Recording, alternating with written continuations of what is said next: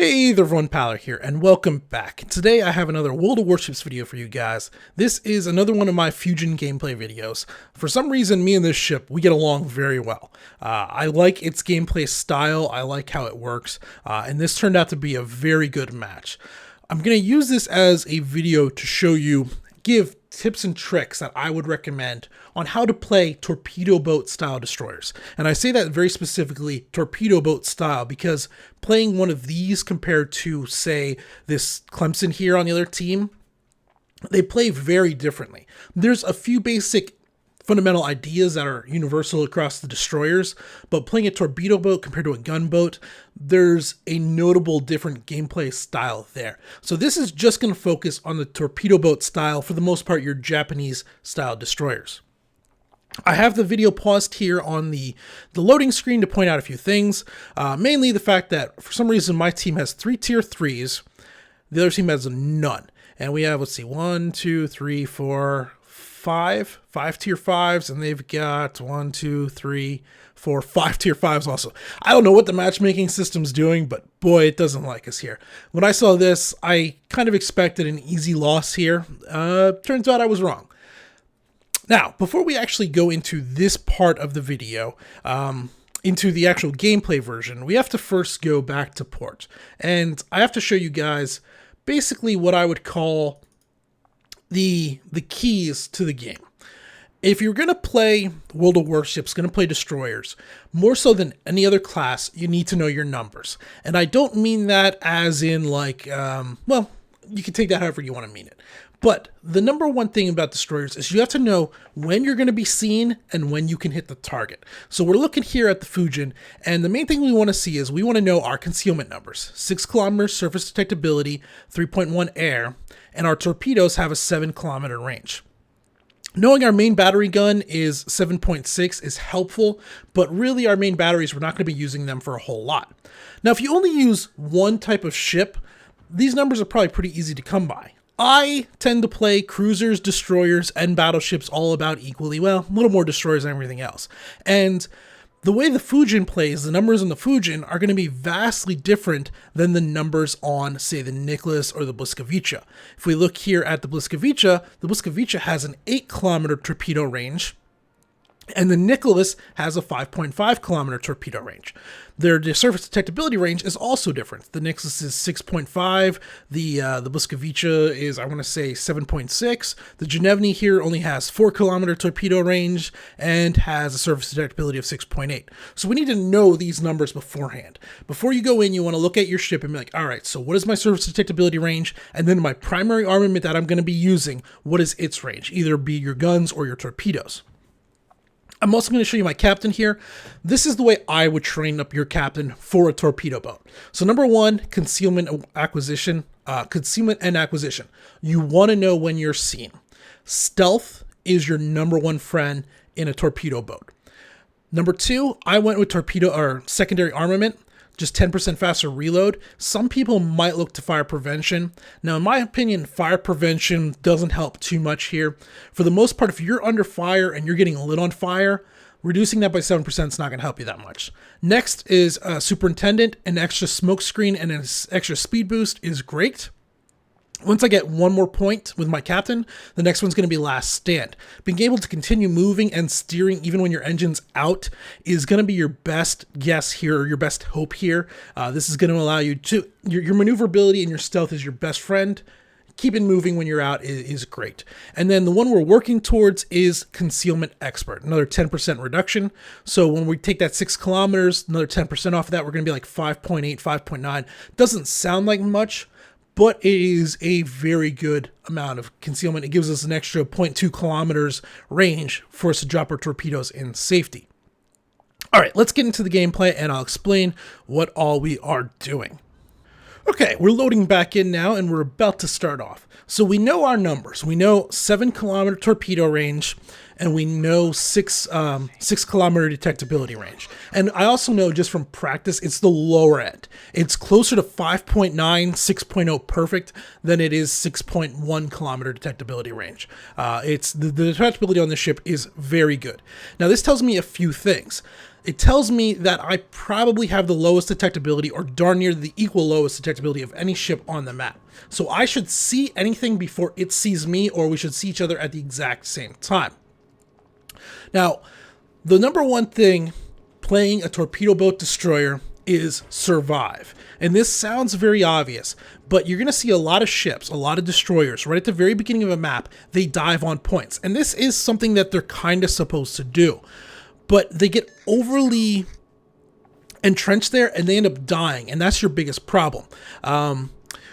If you can survive the first 5 minutes, survive to the 6-minute mark on the game timer, I guess it would be the 14-minute mark because it counts down, you're going to be far more useful to your team than if you die off early on. And it's not simply because, well, yeah, you're still alive, that makes sense. It's because as ships start dying, and around that 5-6 minute marks where you start seeing the first 2 or 3 ships die in general, the more they die off, the more the map opens up, the more you can use your stealth to line up and get into position to do torpedo runs on ships. In the very beginning of the game, when everybody's clustered up, and you're going to see a real big cluster here in a little bit, it puts you in the greatest danger. Now here's where a lot of people, right this moment here is where a lot of people will make the mistake. I'm right on the edge of this point. Most people would have dived in and tried to push that Minikaze off of there. The first thing I noticed though is, okay, that Minikaze can see me. This means that Carlisle and all those other ships back there can see me also. If I push in there, I'm going to die. Most likely. You know, there's a 1 in 6 chance you might get out of there.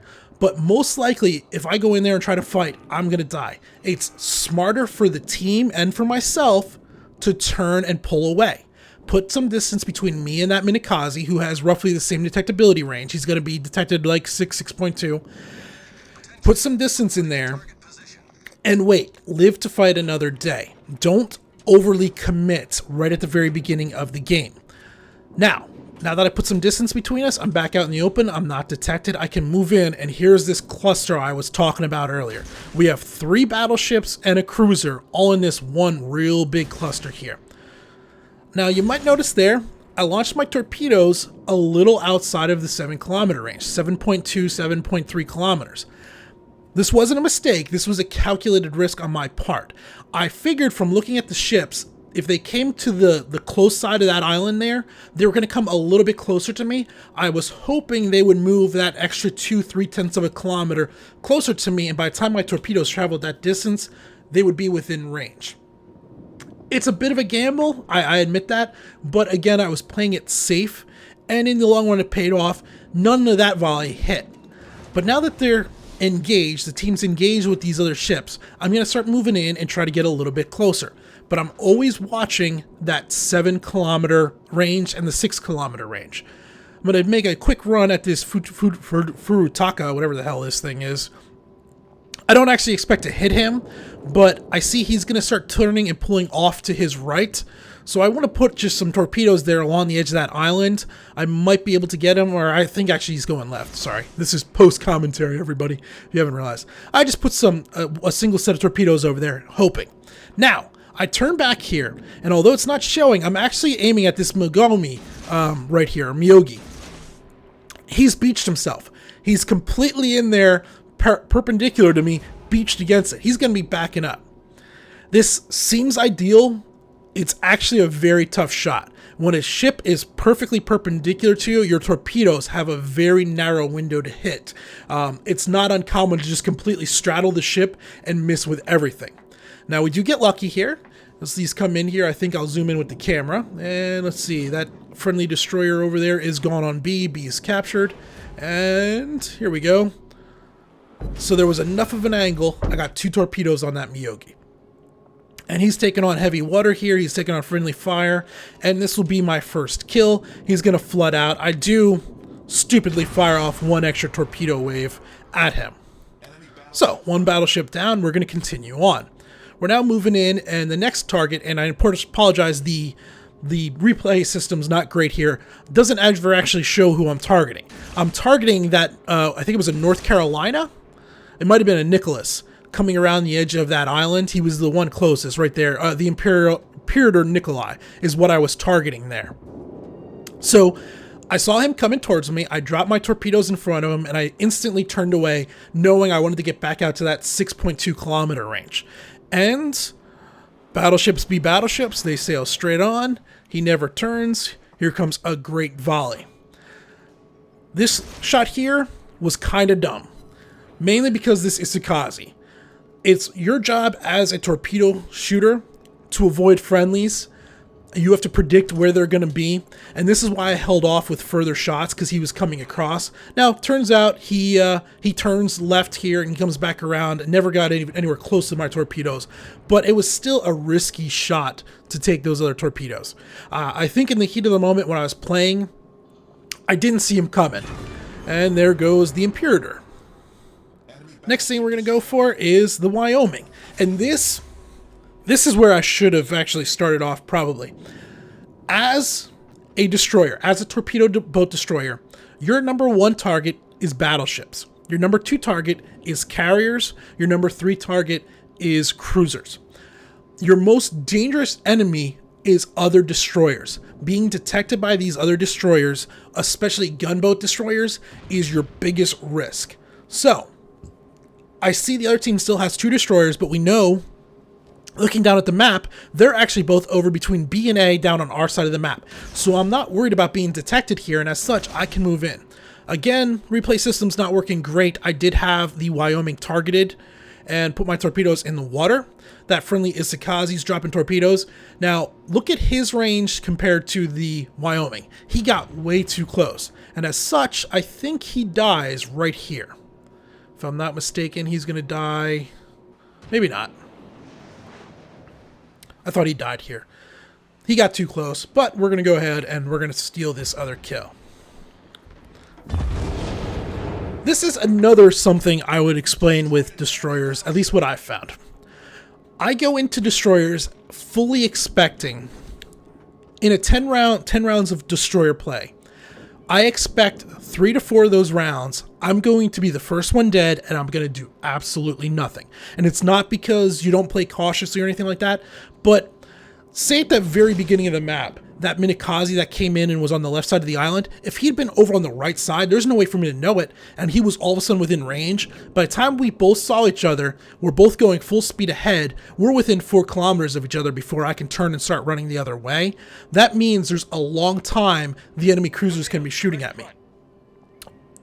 Destroyers, they're glass cannons. You just have to go in expecting somewhere around 30 to 40% of the time, you're probably just going to instantly die. And it's okay. The other 40% of the time, you're going to probably come away with 1 or 2 kills. And then there's that 10-20% time where you just rack it up, where every ship seems to drive straight, they drive in your torpedoes, and it's as much luck as it is skill. Here's one of the points where I'm actually going to say, use your guns. With this Japanese destroyer, it's tough. The guns turn very slow. They turn far slower than your ship. But if you do get a chance, the guns are actually fairly high caliber. Here I make my first big mistake. I beach myself. Now, I was only detected because I just fired my guns. And you might have noticed the detectability, ooh, video glitch, dropped off very quick after that. After you fire your guns, there's like a 20-30 second window where your detection's increased. So I dropped my detectability, let it go, and we're back up and moving again. Still bad, did not want to drive into that island. It can get a little crazy in these island clusters. I don't really have a good excuse for it. Another tip on dropping torpedoes. This Wyoming here is going to be a great example. So, the very first one I do is I drop directly on the line. This is going to be, they continue on their path like you would expect, you would hope. But you'll notice then my second volley, it kind of glitched out there, was actually dropped a little bit behind. If this Wyoming sees the torpedoes coming and pulls hard to port or stern, it's going to decrease his speed and it's going to make that first volley overshoot his nose. So that's why I dropped the second volley a little bit behind. The third volley is then a widespread, again a little bit behind. Lucky for me, Wyoming sailed straight. He took 4 of those torpedoes right to the face. Very easy kill. And that there was entirely on him. That was more luck than anything. He saw me. He knew I was there. I was detected. He had to know there were torpedoes in the water. If he had just turned a little bit, I probably would have missed him with all of them, maybe caught him with one rather than four, and he would have been okay. I even say that in chat here when I'm telling the other team. And the that German cruiser was right. He was keeping them distracted, but that never should have happened. And we'll continue on. But what the point I was making is, don't drop all your torpedoes right on the center highlight line. Doing this, if things happen absolutely perfectly, you have an AFK ship, go ahead and do it. But if a ship is maneuvering, has any idea that you're there, you're going to miss with your entire volley. Predict that that ship is going to turn. As they turn, they're going to lose speed, and then they're going to shorten up. So I always do one directly on, one directly behind a little bit, and then a wider spread, normally a little bit behind. The wider spread on the Fujin isn't very good. This is also true with the Minikaze and stuff, mainly because these guys have three dual torpedo tube droppers. So when you drop 2 torpedoes on a wide spread, it means none of them are going down the middle. If this had triple torpedo launchers, the wide spread would be far more effective because that center torpedo would be going relatively straight. It's a minor problem, and it's something you can work with. But for the most part, the Fujin, the Minikaze, the tier 4, 5, and 6 Japanese destroyers have a very tough time with widespread torpedo tubes. That's mostly left to American and Germans for that, where they can just kind of carpet bomb an area with torpedoes. You can't really do that with the Japanese ones. Another big mistake by me, and this is where I first really take my punishment here. This Carlisle has got me. Now, luckily for me, German cruisers have really small guns. I want to say that thing only has like 130 millimeter guns. For a cruiser, those are small. So, although he hits me pretty good, I don't take too much damage from it. And now things start to get a little crazy here. This friendly cruiser here is going to sail directly at him. And we know that cruiser is coming through that center port. I want to drop torpedoes, but I'm hesitant to drop torpedoes because this guy's heading in there. I'm going to drop them anyway, hopefully get in front of him. I'm hoping this Kohlberg is going to pull off to the right. He doesn't. He continues going in. Now, he doesn't pull off to the right because there's torpedoes in the water. My torpedoes, got to give the Carlisle credit. He completely avoided those without much trouble. But now, look, that's crazy. Those ships are almost touching each other. I would have rammed them if I was that dude. And I'm now down to a long reload, 15 seconds, and I'm about to make another big mistake. I'm not looking in front of me, and there's an island. Gets a little crazy. And now it's as I back up, can I get my torpedoes reloaded? Luckily, the Carlisle is looking more at the Kohlberg. Get my first torpedo off. Now I turn, I put the other one away. I expect him to start turning. So that's that. And I also expect him to be accelerating. So whereas normally I would put them all behind, I think he's going to be accelerating.